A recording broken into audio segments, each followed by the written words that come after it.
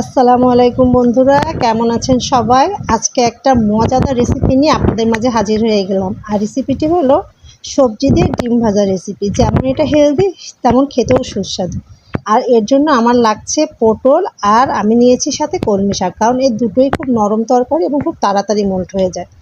আর প্রথমেই আমি কিছুটা পেঁয়াজ কুচি দিয়ে নিচ্ছি, সাথে কাঁচামরিচ দিয়ে লাল করে ভেজে নিলাম। তাতে দিয়ে দিয়েছি কেটে রাখা পটল আর কলমি শাক, আর সাথে দিয়ে দিচ্ছি সামান্য পরিমাণে লবণ। ভালো করে একটু সময় নাড়াচাড়া করে তাতে দিয়ে দিলাম কিছুটা পরিমাণে হলুদ, যাতে একটু কালার আসে। এরপর তাকে ভালো করে নেড়ে কিছু সময়ের জন্য রেখে দেব, যাতে একটু মোল্ট হয়ে যায়।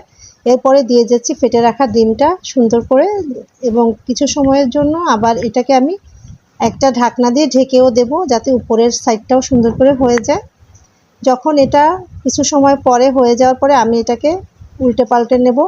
যদিও বা এটা সেভাবে ঠিক মতন উল্টানো যাবে না, কারণ এটাই স্বাভাবিক। ডিম দুটো হলে ভালো হতো, বাট আমি একটা ডিম দিয়ে করেছি, একটু কৃপণতা করেছি। যাক গা, ওইটা কোনো ব্যাপার না। তো বন্ধুরা, এই যে কিছু সময় নেড়ে চেড়ে লাল করে আমি এটাকে ভেজে নিলাম। ভেজে এটাকে আমি পরিবেশনের জন্য নামিয়ে নেব। এটা কিন্তু অসাধারণ একটা সুস্বাদু খাবার। এটা কিন্তু ডায়েট আমরা যারা করি তাদের জন্য কিন্তু সকালের নাস্তায় এটা খুবই একটা হেলদি খাবার। আপনারা কিন্তু যে কোনো সবজি দিয়েই এই ডিম ভাজাটা করে সকালে খেতে পারেন।